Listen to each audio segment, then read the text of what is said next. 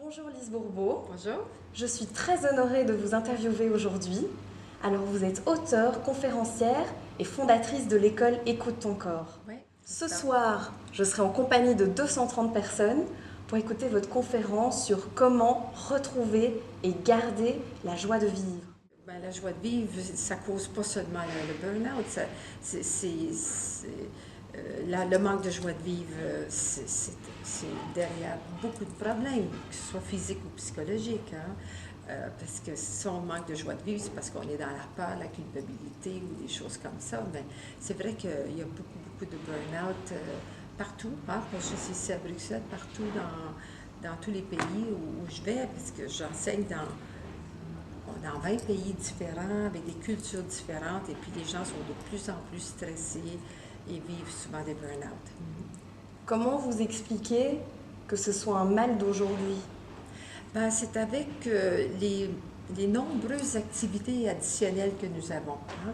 Comme moi, quand je me suis mise à l'ordinateur, par exemple, je croyais me libérer de plein de choses, parce que je croyais qu'avec Internet et tout, ça nous donnerait plus de temps. Comme par exemple, là, je suis en tournée pendant un mois. Alors, quand je revenais chez moi, ben là, j'avais plein de choses qui s'étaient passées pendant le mois que je devais répondre, je devais lire, je devais décider certaines choses. Grâce à Internet maintenant, ben, je reçois des emails à tous les jours du bureau d'Écoute ton corps et je peux prendre des décisions à tous les jours. Ça me fait moins de travail quand je reviens de mes tournées. Mais c'est pas juste ça, c'est pas juste le travail. C'est la recherche de perfectionnisme.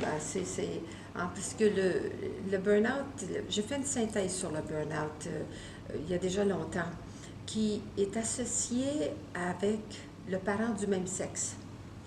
Et c'est la personne qui cherche à vouloir se faire reconnaître par son parent du même sexe partout, à son travail, surtout au travail, dans ce qu'elle considère son travail. Bon, si une femme reste à la maison avec les enfants, puis c'est sa carrière principale, s'occuper des enfants, elle pourrait aussi faire un burn-out. Mais on le voit beaucoup plus au niveau professionnel, les burn-out. Et c'est comme s'ils n'en font jamais assez. Ils n'en font jamais assez, puis ils trouvent toujours qu'ils n'ont pas assez de reconnaissance, et puis ils mettent des heures supplémentaires. Et c'est l'attitude intérieure qui a beaucoup à être reconnue. Il faut que les gens deviennent conscients parce que chez nous, on a un très grand taux de réussite, de guérison de burn-out, rapidement aussi, beaucoup plus rapidement que... En combien de temps est-ce qu'on peut se remettre d'un burn-out selon vous? Moi, je vous dis vraiment là, que j'ai vu des personnes dans l'espace de quelques semaines se remettre parce qu'ils avaient vraiment touché au point principal. Puis, ils ont fait la paix avec les femmes, avec leur maman ou les hommes avec leur papa. Et parce que faire la paix, pour moi, c'est avoir de la compassion pour le parent qui peut-être ne savait pas comment reconnaître son enfant, ou le parent qui était peut-être exigeant, mais son intention était bonne quand même si le moyen qu'il a utilisé n'était pas le bon.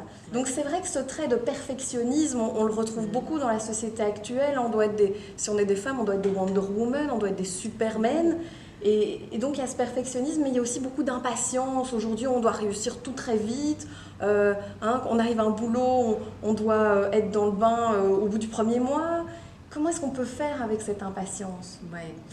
Ben ça, moi, comme je dis toujours, la première chose à faire, dans quel que soit le comportement ou l'attitude qu'on n'aime pas, c'est de s'accepter là-dedans, c'est se donner le droit d'être impatient. Puis j'ai le droit de vivre des colères, j'ai le droit d'être impatiente des fois. Puis juste le fait de se l'autoriser, on dirait qu'il y a quelque chose qui passe en dedans. Tu sais, c'est pas notre préférence. On veut pas être impatient le reste de nos jours, puis 24 heures par jour, parce que les conséquences, il n'y a plus personne qui va vouloir nous parler si on est toujours impatient. Mais juste le fait de se l'autoriser, parce que qu'est-ce qui fait qu'on continue, c'est qu'on se culpabilise. On s'en veut, on veut changer, on se dit, ben là, je suis bien trop impatiente, j'ai tellement bossé aujourd'hui au travail, j'arrive chez moi, puis là, je suis impatiente avec mes enfants puis mon conjoint. C'est pas juste, c'est pas eux autres, c'est pas de leur faute, c'est moi qui est fatiguée, puis c'est moi qui me suis trop stressée aujourd'hui. Puis là, on se tape sur la tête, on se promet d'arrêter. Ça, c'est le meilleur moyen que ça n'arrête jamais. Plus on veut changer, moins ça change. Mais on a le droit d'être des humains. Comment avez-vous fait en tant que femme avec 3 enfants pour gérer votre carrière, votre boulot de maman? Comment vous avez fait? Ben, j'avais justement de la joie de vivre.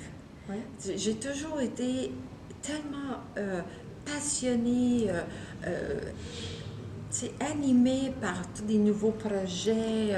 Je me vois encore, les enfants étaient plus jeunes, puis je travaillais dans la vente, puis j'étais numéro 1 du Canada et des États-Unis. Alors, il fallait toujours que je sois numéro 1 partout. Et puis, très ambitieuse, mais je mettais mes buts sur le frigo, là, d'être pour telle date, je dois avoir atteint tel chiffre de vente. Et puis même, les enfants, ils surveillaient. Ah, maman, t'es en arrière. Là. Puis j'écrivais où je devais être rendue, puis où j'étais rendue. Alors, j'avais 2 colonnes, là, toujours pour me stimuler. Vous écriviez donc vos objectifs sur Mes votre frigo, objectifs, comme oui. ça ils étaient visibles, Oui. avec des dates précises. C'est ça, c'est ça. Est-ce que vous avez connu tout au long de ces 42 ans de carrière des moments où justement vous aviez perdu cette joie de vivre? Ah, bien, c'est sûr qu'il arrive constamment des incidents qu'on n'aime pas. Hein? Ça, c'est normal, que ce soit avec les enfants, avec le conjoint, comme avec mon premier mari. Quand on s'est divorcé, j'étais 15 ans avec le premier, et puis ça n'a pas été facile. Hein? Mais dans le temps, tu vois, pour me garder en forme, quand j'avais des moments plus bas, là je pensais à toutes les belles choses qui m'arrivaient au niveau du travail, puis que j'avais beaucoup d'énergie, une bonne santé, une belle maison. Tu sais, au lieu de penser à la une chose qui ne va pas, je pensais à tout ce que j'ai dans la vie. Bon. Aujourd'hui, il y a beaucoup de gens qui vont dire « Oui, mais tout va mal dans ma vie, autant mon boulot m'ennuie, ça ne va pas avec mon conjoint, mes enfants sont en échec scolaire. » Quels conseils vous leur donneriez? Bien, c'est de voir des choses qui vont mieux. Dans la vie, c'est pas ce qui se passe dans notre vie qui va bien ou qui va mal, c'est notre perception de ce qui se passe. C'est juste à changer notre perception. Puis pour ça que je disais tout à l'heure de demander aux gens qui nous connaissent, peut-être qu'eux autres vont nous aider à changer notre perception. On pense que tout va mal, mais les choses...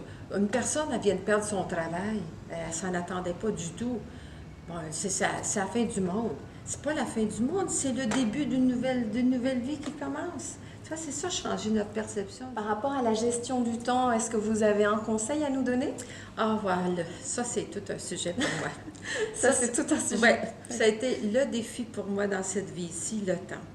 Je dois dire que j'ai beaucoup travaillé sur la gestion du temps, puis j'y travaille encore.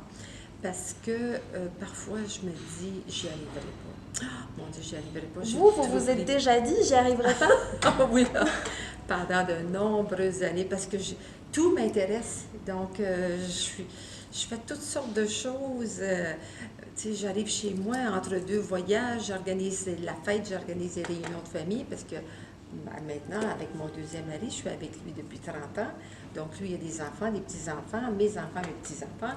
Juste inviter notre famille immédiate, on est 24 personnes. Donc, c'est sûr que je suis toujours dans toutes sortes d'organisations. Et puis, puis je le sais que j'arrive tout le temps. Dès l'instant où je fais mes listes, je suis vraiment la spécialiste dans mes listes. Vous faites des listes? Ah, mon Dieu, oui, j'écris tout, parce que je trouve que c'est le seul moyen de ne pas être stressée. J'écris tout ce que j'ai à faire. Comme là, avant de partir, là, je suis partie pour 1 mois. Bien là, tout le monde, la femme de ménage a sa liste. Ma soeur qui s'occupe de la maison et de mon mari a sa liste. Mon fils qui s'occupe des travaux de la maison a sa liste. Tout le monde a sa liste. Et moi, j'ai ma liste. Et puis, alors là, je pars la tête tranquille. Je vais aller faire mes conférences tous les jours. Juste à vivre mon moment présent parce que je sais que tout est... J'ai vu à tout, puis c'est faisable. Une fois que c'est écrit sur papier, je me dis, bon, oui, je vais être capable d'y arriver. Et, donc, vous apprenez aussi à déléguer. Ah oui, oh mon Dieu, oui. Ça, j'ai beaucoup appris à déléguer. Puis ça n'a pas été facile parce que moi, je suis un chef. J'ai toujours tout contrôlé, tout dirigé. Mais maintenant, je suis heureuse de dire que j'ai appris plus à diriger qu'à contrôler les gens. Parce que avant ça, je déléguais, mais je surveillais tout le temps que ça soit fait à mon goût, à ma façon. Oui, au et donc moment le où je contrôle voulais. aussi Oui. génère une certaine frustration. Oui, puis beaucoup un certain d'impatience, stress. Oui. le contrôle, parce que c'est pas à notre goût. C'est pas là, ça c'est notre partie perfectionniste, là. Comment vous faites pour lâcher ce contrôle? Bien, ça s'apprend. Ça s'apprend peu à peu. J'en parlais justement aujourd'hui, là, comment c'est ma fille et son mari qui dirigent toute ma société depuis plusieurs années et je leur fais entièrement confiance. C'est pas toujours à mon goût, c'est pas toujours ce que moi j'aurais fait, mais quand je vois que ça aurait pu être fait d'une autre façon, là, je leur en parle. Je dis, bien, pour la prochaine fois, moi, je suggère de faire ça de telle façon, puis je suis contente d'avoir appris à déléguer et c'est ce qui fait que je peux continuer à travailler autant et pas prendre de retraite. Là, tu sais, j'envisage même pas une retraite parce que j'ai encore beaucoup d'énergie, très bonne santé. Donc, c'est ma capacité de déléguer et de lâcher prise qui... ouais, le lâcher prise puis le temps là, ont été deux facteurs très importants dans cette vie-ci où j'ai dû faire des efforts pour améliorer ça. Merci beaucoup Lise Bourbeau pour ce partage et pour tous ces conseils. Moi je vous retrouve ce soir, je vais me régaler et je vous dis à bientôt sur www.programmehero.com. Au revoir. Ouais. Au revoir.